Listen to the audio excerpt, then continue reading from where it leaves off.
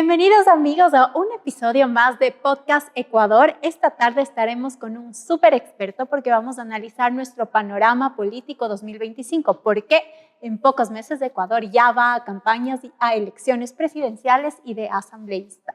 Así que bienvenida Gaby, qué hermosa que nos acompañes otra vez esta tarde. Muchas gracias Vero por este nuevo episodio y como tú dices, ya se viene un nuevo panorama electoral, tenemos ya algunos precandidatos, es más, que empiezan a aparecer por ahí, más o menos son como 13 que tenemos ya vistos en papeleta. 13 precandidatos técnicamente aún en papeles y en discusión y 78 organizaciones políticas ya inscritas en el CNE formalmente.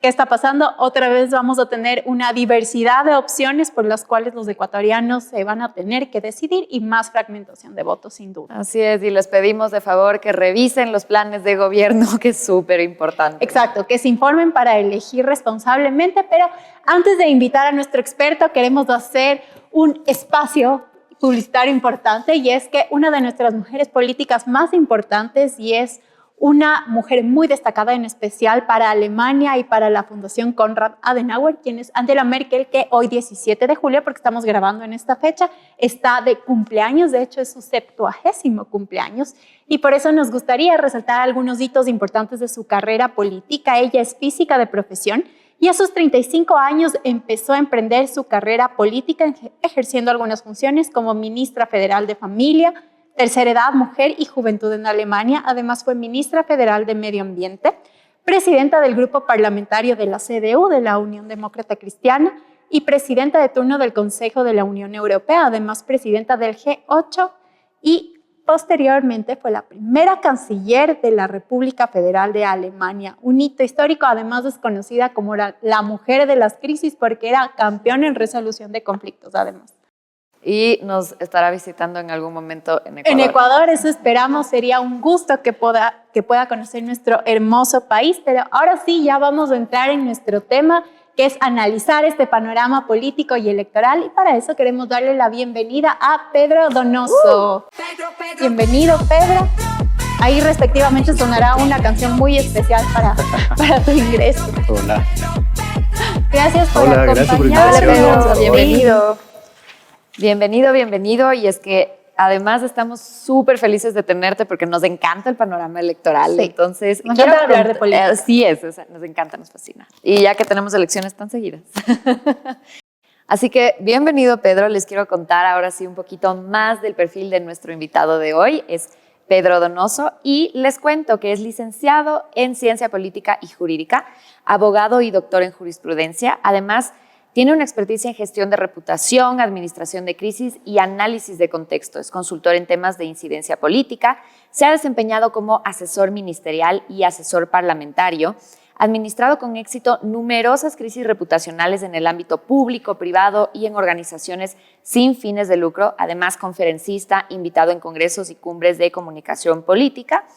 Y actualmente es director general del Gabinete Estratégico de ICARE, que es un gabinete de comunicación estratégica y análisis político que entiende la necesidad de las organizaciones de construir relaciones sólidas a nivel interno y externo y de romper estos mitos en torno a la percepción a la realidad. Ok, así que bienvenido, Pedro. Gracias. Muchísimas gracias por acompañarnos. Gracias por la invitación. Gracias, Pedro. Y bueno, para romper un poquito el hielo, cuéntanos de dónde nace todo este amor a involucrarte en la política, a generar todo este análisis estratégico, y también que nos cuentes ¿quién es la figura política que más admiras? Qué difícil. A ver, digamos, yo creo que incluso en la mesa de mi familia siempre consumimos política, ¿no? Y siempre he estado como involucrado en la gran discusión conceptual, ¿no? Más la política en el sentido más teórico y más de ciencia, digamos, no más allá de la militancia, que finalmente nunca ha sido lo mío. Pero siempre estuve como llamado a hacer eso, ¿no? Me interesa mucho analizar sobre todo los fenómenos, no tanto quizás políticos, más políticos sociales, digamos. Eso es como me involucra mucho más. No sé a qué figura política admiro, digamos. Puede ser de Ecuador, no ser de Ecuador. Lo que pasa es que, claro, creo que la admiración para mí es un indicador distinto. Es decir, no justificaría finalmente a esa figura, pero me parece que es sorprendente y me interesa mucho estudiarlo, y lo estudio mucho, que es Alberto Fujimori en el Perú, digamos, ¿no? O sea, creo que fue un fenómeno impresionante, he leído mucho. La verdad es que creo más que por coincidencia que por otra cosa, pero pero creo que es una de las figuras más emblemáticas de la historia política en el Perú, sobre todo. Y en Latinoamérica también, Sí, sin duda. Y no sé si es un buen referente para presentar, pero bueno. no, totalmente. O sea, hay que entender también cuál es el fenómeno político que hay detrás de toda la gestión que él realizó en su momento.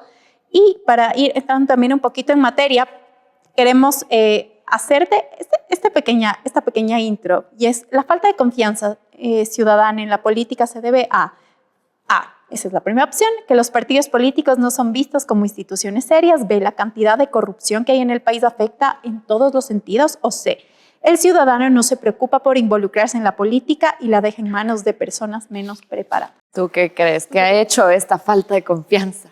Creo que es muy difícil contestar porque evidentemente creo que es un fenómeno anteriores. muy complejo. Yo pusiera en duda muchas cosas. Primero pusiera en duda que la gente no se involucra en política. Creo que ese es un mito que ha sido repetido y que no es real. Lo que pasa es que la gente no se involucra en la política que nosotros consumimos. Pero el hecho de estar involucrado en la organización barrial, en la organización finalmente sindical, en la organización de padres de familia de un colegio, creo que eso es política también. Creo que tiene mucho de todo, pero además creo que también es como muy injusto culpar a la ciudadanía de su alejamiento con la política cuando la ciudadanía tiene otro tipo de intereses, digamos, ¿no? Sobrevivir ahora es uno de ellos. Entonces, creo que es muy difícil como señalarlos. Creo que puede ser todas las anteriores. Todas son correctas y se aplican. Pedro, ¿tú sientes que en Ecuador tenemos partidos políticos como tal? ¿O un sistema de partidos? En efecto, no, y digamos lo estamos viendo, ¿no? Yo, por ejemplo, soy muy reacio a señalar el fenómeno de la cantidad de partidos como un problema. Para mí eso no es un problema, digamos, ¿no? Y hay otro mito. Mientras más partidos hay, más se fragmenta el voto. Eso no es real en toda su dimensión. Tú tienes, por ejemplo, Javier Rodríguez, que es un analista de datos muy, muy importante, ecuatoriano, que está en Estados Unidos. Él escribió un paper, digamos, sobre todo, por ejemplo, en la elección de autoridades locales, me parece que era, no me acuerdo, en 2019, donde, por ejemplo, Cynthia Viteri, ¿no es cierto? Bueno, la alcaldía de Guayaquil tuvo 18 candidatos. Fue el cantón que más candidatos a la alcaldía tenía y Cynthia Viteri sumó más del 60% de los votos. Entonces, no es real la correlación de mientras más candidatos, más fragmentación del voto. No siempre es así. Digamos, siempre cuando ¿no? tengas una figura que sí sea mucho más legitimada por la ciudadanía. De acuerdo, pero ese mito, digamos, o sea, así como un titular no es real, digamos. Así claro, se y ahí no recae en esto que finalmente cuando vamos a votar y tenemos candidatos que sacan el 0,4%, el 13%, el 20%, no está realmente eligiendo una mayoría, sino que tú ganes con un 20% es brutal, ¿no? O sea, finalmente... Como el caso de Yunda en Quito. Exacto. De acuerdo. Él gana con 200 y pico miles de votos. Totalmente de acuerdo. Ajá. Digamos, ahí el fenómeno que yo creo que hay que analizar mucho es o la diversidad o el bipartidismo. Y yo personalmente prefiero la diversidad, porque yo no quisiera finalmente tener que elegir entre uno y otro. Prefiero tener una diversidad, si bien entiendo el problema de representatividad de ganar con un margen estrecho, pero a la larga esa es la democracia finalmente, ¿no? Uno gana, puede ganar incluso por 3 votos. Creo que el conflicto no está ahí. El conflicto es la incapacidad social de conflictuar. El conflicto está en la incapacidad de reconocer al conflicto como parte de la democracia y aprender, digamos, a resolver, digamos, esos conflictos, ¿no? De acuerdo. Y ahora vamos ya a nuestras 3 Pero ni verdades siquiera del contesté país. la pregunta. Creo que no existe un sistema de No existe partidos. un sistema de partidos como tal, con estructura. Bueno, algo que desde la Fundación Conrad hemos visto mucho es candidatos que muchas veces son outsiders, no son formados dentro de una estructura partidista, y es algo que sí estamos buscando cambiar a través de la formación también. Creo que ese fenómeno es mucho más grave que el tener muchos partidos. Yo siempre repito esto, el Ecuador es este país de candidatos sin partidos, de partidos sin candidatos y de candidatos y partidos sin ideología. Pero hay cosas mucho más graves. Es decir, aquí, digamos, un partido político adopta un candidato que incluso hizo investigación en contra de ese partido político o en contra de la líder de ese partido político. O que empieza siendo de izquierda y de pronto se vuelve de derecha. Exacto. O ya para todos es centro, soy centro izquierda, soy centro derecha, y muchas veces la conveniencia también. Totalmente. Y ahí hay un problema ideológico, pero también es un problema de injusticia estructural. Es decir, Juan es un militante de un partido y ha militado 25 años en ese partido. ¿Por qué él no tiene el derecho de terciar por la presidencia y tiene el derecho, digamos, un outsider que ni siquiera tiene una relación militante ideológica con el partido? ¿Y tú a qué crees que se deba eso? Yo creo que finalmente a esta necesidad de ganar, de no construir estructuras reales, de no entender finalmente la relación de los partidos políticos, de la presión social también, yo digo, del populismo antipolítica, ¿no? También, es decir, esta discusión de por qué la política es financiada por el Estado. Digamos, eso en democracias maduras es como una discusión que no se tiene, porque finalmente el Estado es el que tiene que establecer un financiamiento de todos los partidos políticos para que no se convierta en un hobby de la gente que puede costear la política, ¿no? Entonces, creo que esa es la discusión. Y ahora justo para el panorama 2025 vemos que todavía va a haber outsiders, sin duda nuevas figuras que se han cambiado para poder tener un espacio también en la papeleta electoral, que las hemos visto con una organización política, las vamos a ver ahora con otras, pero ¿hacia dónde crees que se va a inclinar el péndulo? Yo vengo a arruinarles el podcast porque ver, creo no, que es muy temprano para hacer un saber. análisis del proceso electoral. Pero, sin embargo, me atrevería a decir que el gran problema del 2025 no es el tema electoral. El 2025 va a ser un año profundamente transicional. No solo elegimos presidente y asamblea, se va a renovar parcialmente la Corte Constitucional, totalmente el Consejo Nacional Electoral, hay que elegir fiscal, superintendencia de Economía Popular y Solidaria, hay que elegir superintendente de bancos, que no está posicionado hoy. Es decir, va a ser profundamente transicional el 2025, sumado obviamente al proceso eleccionario. Y eso sí provoca, ¿no es cierto?, que los problemas se profundicen, que las discusiones, además de los grupos de poder, intenten cooptar estos espacios, sumado a los problemas que ya estamos viendo hoy, ¿no? Entonces el 2025 va a ser un año muy, muy complejo, más allá de lo únicamente electoral. Y yo creo que ahí obviamente entra esta necesidad de ganar el poder, obviamente, porque si es que estás ya arriba es también un poco más fácil, ¿no es cierto?, poner tus ternas, etcétera. Ya. Habíamos estado revisando un poco, por ejemplo, datos de ciertas encuestadoras que empiezan a sacar ya datos. Veíamos, por ejemplo, en, no sé, movimientos como RC que se empiezan a perfilar estos precandidatos y que se está decidiendo a quién poner. Entonces, por ejemplo, Comunicaliza nos decía, bueno, si es que ponían a Gustavo Yalc, tenían un 17% de intención de voto, que si es que pones a Luisa, ¿no es cierto?, que ahí tienes un poquito más, que es como un 21%. Hacían un análisis inclusive del presidente Daniel Noboa, decían, tiene más o menos una intención de 32% de voto, pero esto puede ir en decrecer. ¿Cómo analizamos esta intención de voto? Que sí puede ser un poco diferente a la gestión per se que puede tener el gobierno, una aceptación alta de un 52%.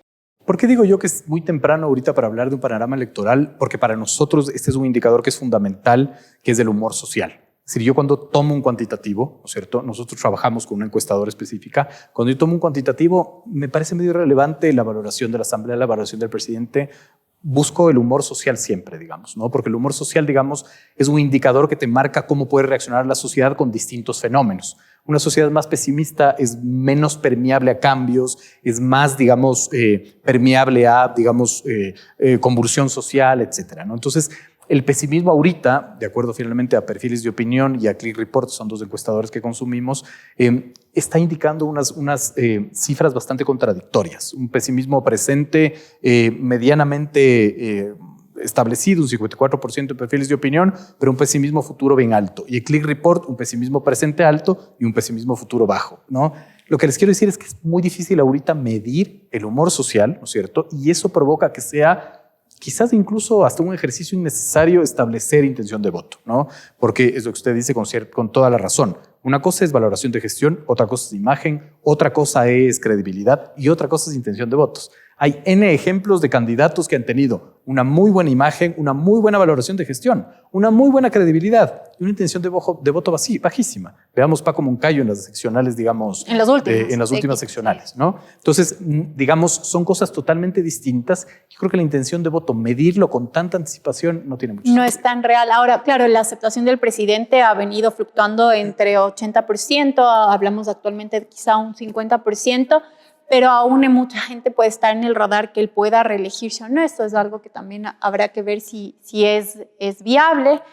Y quisiera entender cuál es tu percepción de qué influye en el humor social de los ecuatorianos. A ver, son varios factores, digamos, no creo que haya un indicador, pero evidentemente es obviamente la violencia que se vive, la ruptura del tejido social, la crisis económica, es decir, es una sumatoria de cosas, ¿no? Lo interesante en el fenómeno que estamos viendo ahora es, por ejemplo, con cifras de Perfiles de Opinión, el 2023 tuvo un promedio de 9 de cada 10 ecuatorianos y ecuatorianas pesimistas del presente en todo el 2023. Hoy, digamos, creo que los problemas que vivimos del 2023 no están ni mínimamente resueltos y el pesimismo ha caído, ¿no? Esa es una cifra que también nos llama muchísimo la atención y si bien el pesimismo empieza a crecer, hoy se ubica en el 54%, como les decía, de Perfiles de Opinión, empieza a crecer, es súper ralentizado ese crecimiento, ¿no? A diferencia, por ejemplo, de Guillermo Lasso. Guillermo Lasso tomó con un alto pesimismo del 2021, logró bajarlo a un 40%, pero de diciembre 2021 a enero del 2022 el pesimismo se disparó, digamos, ¿no? Este fenómeno no estamos viendo ahora. Hay un montón de factores. Creo que evidentemente lo que se está viviendo ahora socialmente es bastante complejo. Creo que aún no estamos entendiendo cómo la violencia está cambiando el mapa de este país, y no solo el mapa político-social, el mapa comercial, digamos, ¿no? Una cadena de televisión publicaba hace varios meses, yo siempre repito esto, que hay aseguradoras que ya no te aseguran tus bienes, por ejemplo, en cantones específicos. Y es como, es una locura. Que es ¿no? la realidad que Cambia, digamos, el mapa, claro, incluso comercial. Y el problema es que finalmente socialmente no nos estamos dando cuenta qué es lo que está sucediendo, y tampoco estamos reaccionando a un problema con el cual no hemos convivido y no lo entendemos. Qué fuerte, y sin duda la prioridad uno de uno para decidir por qué candidato vamos a optar va a ser el eje de seguridad. O sea, si no vemos resultados rápidos, y además ese es otro tema, nos gusta sentir que al día de mañana pues ya vamos a tener un Ecuador de paz, por decirlo así, un Ecuador 100% seguro. Y esa percepción también puede alterar mucho, porque hay una gestión que de momento puede ser sostenida o que se está vendiendo desde una percepción frente a lo que realmente puede estar pasando. Y es de entender también que hay transiciones y que pues los planes tampoco es que se van a ejecutar en 24 horas. Yo creo que la sociedad del siglo XXI además se caracteriza por eso, digamos, ¿no? Hay un escritor argentino que recién escribía un texto muy cortito, bien interesante, que decía: la sociedad del siglo XXI ya no le interesa leer, quisiera haber leído, digamos, ¿no? Es decir, no le interesa vivir el proceso, quiere instagramear el suceso, digamos, ¿no? Y finalmente, digamos, esto de entender que, por ejemplo, la violencia es estructural es muy difícil. Hay un fenómeno que se llama la causalidad mágica, que se deriva de la criminología mediática, que es la necesidad social de tener respuestas, ¿no? A mí no me expliques, dame la respuesta. ¿Quién es el culpable? ¿Cómo lo resolvemos? Y claro, usualmente, finalmente, el poder lo que intenta es darle respuestas rápidas a la sociedad, que además te va a elegir en 4 meses, ¿no? Y empiezas, digamos, a disfrazar un verdadero problema social, una fractura social que no se va a resolver en el corto tiempo, no importa lo que hagas, finalmente, ¿no? O sea, en el corto plazo no va a haber una resolución a la violencia. Es que es muy difícil recuperar esa confianza ciudadana, finalmente, por ejemplo, en temas institucionales, las instituciones per se. Hablábamos de la participación al inicio. ¿Cómo quiero participar si no confío en lo que estoy participando, por ejemplo? Entonces, creo que esa recuperación es el punto principal, esta recuperación ciudadana de la confianza, para que mejore el tema de la política. Y además, perdón, solo por el tema de la confianza, que es un indicador súper importante, el informe del desarrollo humano del 2022, me parece, del PNUD, concluía que América Latina es la región más desconfiada del mundo. Pero no es una región en donde desconfiamos del político, no. La confianza interpersonal en el Ecuador no existe. Y esa puede ser una de las razones también del pesimismo, digamos. Es decir, si yo no confío en el policía, en el juez, en el asambleísta, en el presidente, tampoco confío en mi vecino, los conflictos sociales que existen van a tener que ser resueltos. ¿Y cómo se resuelven? Pues de manera individual. Y la violencia usualmente aparece en ese proceso. Justo que mencionas de este tema, te trajimos ahora en estas realidades cruzadas un poco de información, y justo topamos el tema de la confianza interpersonal. Así es. Veíamos, según un análisis presentado por el Barómetro de las Américas de la POP 2023, nos decía: Ecuador en la confianza interpersonal está en su punto más bajo desde el 2014, al punto que ahorita la confianza es apenas del 46%. La Vero tiene otros datos. Justo este mismo análisis nos presenta que dentro de las instituciones que deberían generar confianza en el país, los partidos políticos representan al menos el 14%, la Corte Nacional de Justicia un 21% y las elecciones en general un 26%. Ahora, estos números, ¿qué te dicen a ti? Somos pesimistas. Desconfiar. No es que somos pesimistas en sí mismo, porque no es una categoría antropológica la del pesimismo, sino es una situación del humor social. Claro, pero finalmente el desconfiar, quizás es natural que desconfíes en tu político, porque además el Ecuador y Latinoamérica tiene esta capacidad de este populismo antipolítica. Todo es culpa de la política, ¿no? Cuando en verdad, digamos, este país tiene problemas estructurales porque tenemos una ausencia de élites brutal. Es decir, el Ecuador no es un país que produce información, por ejemplo, ¿no? Es muy escasa la información que te da la academia. Para mí la academia es el gran ausente de toda esta discusión y tiene responsabilidad en el desgaste democrático. Es decir, no todo es la política. Entonces, cuando tú generas este populismo antipolítica, esta demagogia antipolítica, ¿no es cierto?, también trasladas esta desconfianza a los partidos políticos, porque el partido político lo que hace es escoger la primera carta al que no parece político y al que en su discurso dice que no es político. Así es, ¿no? que es bárbaro.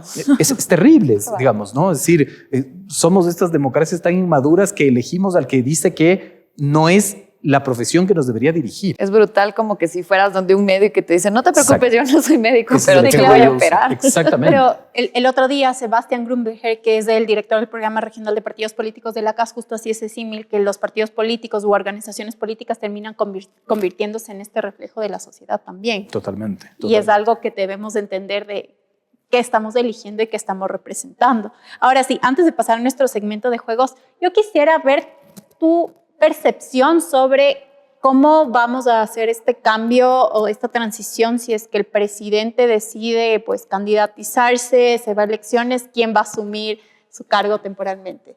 Verónica Abad, que legalmente correspondería a eso, o cómo se ve ese panorama. ¿Qué se hace? O sea, creo que hay dos escenarios, ¿no es cierto? Que asuma o que no asuma, de que trajeron un experto para decirnos lo lógico. Creo que sí, digamos, son dos escenarios reales. A mí lo que me llama mucho la atención es la capacidad de Noboa de hacer que toda la institucionalidad funcione a favor de él, que cuando llegó al poder, para mí finalmente era uno de sus grandes incógnitas, ¿no? Porque llegó huérfano de relaciones políticas institucionales en una guerra de interfunciones que estábamos viviendo en ese entonces y que ahora está mucho más profundizada, digamos, ¿no? Es decir, sea lo que sea, solo hasta anteayer teníamos ya un presidente del Consejo de la Judicatura encargado, tenemos un superintendente de bancos encargado, una superintendencia de Economía Popular y Solidaria prorrogada en sus funciones, es decir, teníamos un presidente de la Corte Nacional de Justicia encargado, es decir, las decisiones en el país están encargadas y eso finalmente es grave. ¿Y por qué quiero decir esto grave? Porque toda la institucionalidad ha funcionado a favor de Noboa y eso me ha sorprendido y ha habido una operación política al respecto. Entonces, el escenario primero es que no lo asuma. Yo ahí no entendería cómo, pero creería que sí. Y el segundo escenario es que lo asuma y yo no creo que sería un issue tan importante porque estamos viviendo otro momento. Es decir, digamos, yo creo que con la militarización del conflicto, otras son, digamos, los tomadores de decisión, diría. Es decir, los militares tienen ahorita una presencia mucho mayor, finalmente hay un costo para la democracia que eso suceda. Entonces, no sé si tendría como un campo abierto para cambiar todo. Entonces, aquí dicen, no, es que quitaría lo del IVA, lo tiene que hacer a través de la asamblea, entonces no es tan real. Traería a X, Y o Z, pero no lo sé, digamos, no sé si es tan así. Creo que es un issue más para el presidente que para la sociedad. Pero que sientes que no sería algo que cambie drásticamente la decisión ciudadana. Yo creería que no. Ya. Además que por la temporalidad también es cortito. Son 4 Cortito. meses. Sí. Creo que es una discusión bastante banal y de interés solo de Carondelet, que además que su juego es que nosotros discutamos algo que es banal finalmente. Ahora sí vamos ya a nuestro segmento de juegos. Divertido. Y para esto tenemos Adivina el personaje. No puedes quedar. Se hace descripciones, de algunos personajes políticos donde tú con las características vas a adivinar de quién estamos hablando. Esta figura bastante representativa de los años 80 fue un político respetado e incluso temido por muchos. Dado su fuerte carácter, llegó a ser presidente de la República en una ocasión, también se desempeñó como diputado y alcalde de una de las ciudades más importantes del Ecuador. Le abanderó siempre un partido cuyos colores son rojo y amarillo. Finalmente su vida corrió riesgo al verse secuestrado en el Taurazo en la base aérea de Taura en 1987. ¿Hablamos de? Cleo Ferris Cordero estaba súper muy fácil. bien. Yo estaba muy nervioso, pero dije, si esa es la descripción, está facilísimo. Eso te facilita. Muy bien, nuestra segunda figura es una figura política que se volvió tendencia en 1996. Tuvo como principal rival a Jaime Nebot en la segunda vuelta que definiría al ganar esta presidencia de la República. Quizá una figura muy representativa por la forma de hacer campaña y gobierno, donde pues aquí vimos algunos tintes populistas a través de la llamada fuerza de los pobres. Además tenemos temas controversiales que surgieron durante este cortísimo periodo de gobierno de 6 meses. Y dentro de estos eventos vimos, por ejemplo, el tema de las mochilas amarillas, donde aquí se hablaba de una posible negociación y sobreprecios. Este personaje es... Abdalá Bucaram. Muy ¿Se bien. imaginan a Abdalá Bucaram con TikTok? ¿Y ahora? ¿Y ahora? O sea, Yo decía, eso el era una candidato. locura total. Y aparte que él claramente dice que él es el único loco que ama, así que otro loco no hay aquí. No. Él lo ha dicho firmemente en sus redes. Seguro que estaría en la papeleta. 100%. Posiblemente. A ver, tercer Tercer personaje, se encargó de redactar la segunda constitución de Ecuador en 1835. El 31 de enero de 1834 fue proclamado jefe supremo de Estado en Quito y el 1 de febrero en Cuenca, con lo que se consolidó la unidad nacional en torno a su persona. Se opuso al proteccionismo en materia de importaciones, pues creía que la competencia con sus productos del extranjero mejoraría la producción. Además, él estaba en uno de nuestros billetes de sucres en esa momento. Y un Qué hint difícil, adicional, fue el Súper primer presidente ecuatoriano del Ecuador. Ecuatoriano, exacto. Exacto. Sí, claro, no puede ser Flores, entonces tiene que ser, Entonces, no sé, leí del segundo. no sé, Roca, no sé. sí. ¿En serio? Sí, Roca. Vicente Rocafuerte. No, Vicente Rocafuerte. Ah, no, yo hablaba de Vicente Ramón Roca, no. Que salía en nuestro billete de 10,000 sucres. Yo tengo esa figura clarísima. Es ahí que en la- yo nací con la dolarización. ¿No? Sí, claro, cómo no. Me acaba de decir, abuelita, nada que ver. Pero lo Entonces, tengo ¿cómo? ahí en la mente. De Oye, 10,000. Y el billete era blanco, ¿no es cierto? Sí, el blanco. Y tenía unas tortugas de Galápagos. Sí, ya él salía, Ya, era bien. Vicente Rocafuerte, sí. Hay que mostrar El billete de por 10,000 favor. sucres, por favor. A ver, último personaje. Este está un poco más complicado. Es activista ecuatoriana. O sea, pero me hicieron creer que estaba súper fácil el juego y después al Claro, final me sacaron la esto madre. es en claro. ascenso. Se afilia al Partido Socialista Ecuatoriano después de divorciarse. En 1930 empieza a realizar marchas a favor del indigenismo y sus derechos. Hace énfasis en los derechos laborales y el reclamo a las tierras. Para 1944 hace un movimiento que respalda la candidatura de Velasco Ibarra hacia su presidencia. Para 1946 funda la Federación Ecuatoriana de Indios junto a otros líderes campesinos para promover la distribución de las tierras y finalmente funda en este mismo año la Federación Ecuatoriana de Indios y crea el primer sindicato agrícola del país. Tránsito Maguaña, pues. Tránsito muy bien. Maguaña, muy bien. Pero No sabía si era ella o Dolores Cacuán. Sí, no. Sí, Tránsito Maguaña. Tránsito Maguaña. Un Muy personaje bien. muy querido de nuestra historia. Así y para es. las mujeres también un personaje emblemático. Ahora sí, ya vamos a nuestras conclusiones de cierres, amigos, porque estamos ya terminando este capítulo de podcast. Y para eso, Pedro, además de agradecerte, queremos preguntarte qué recomendaciones nos dejas a los ciudadanos y especialmente a los jóvenes que representamos el grueso popular también para estas elecciones. ¿Cómo decidir mejor? Sí, yo soy como muy malo para dar recomendaciones a la ciudadanía. Creo que es bastante injusto exigirle cosas en un momento tan complejo, digamos, ahora para la sociedad. Creo que más responsabilidad tienen las élites y tenemos los que finalmente hacemos análisis, opinión o lo que sea, ¿no? Pero sí creo que vale la pena como identificar fuentes claras de información. Creo que es un ejercicio bastante válido, ¿no? Es decir, qué finalmente puede servirte y qué no, y poder jugar en ese ejercicio de poder empaparte con la mayor cantidad de información validada e importante posible. Pero creo que el secreto está en escoger bien tus fuentes, ¿no? Que hay, antes de darle la palabra a Gaby, me sumo a lo dicho y justo la anterior invitada que te antecedió a ti era Caro Basantes, que tiene su medio de fact-checking y ahí resaltamos la importancia de que, especialmente en redes, como nos encanta y ahora consumir todo a través de estos medios, por favor veamos espacios de fact-checking, que no todo lo que estamos viendo es real y sin duda en elecciones pues va a ser uno de los espacios que más vamos a requerir, entender qué noticias sí son ciertas y también conocer mejor pues las propuestas de los candidatos. Y finalmente, ligado con lo que nos dice Lavero, que también es un tema de confianza, cerrando el tema de confianza, preguntarte qué elementos nos pueden ayudar entonces a recuperar esta confianza en la política.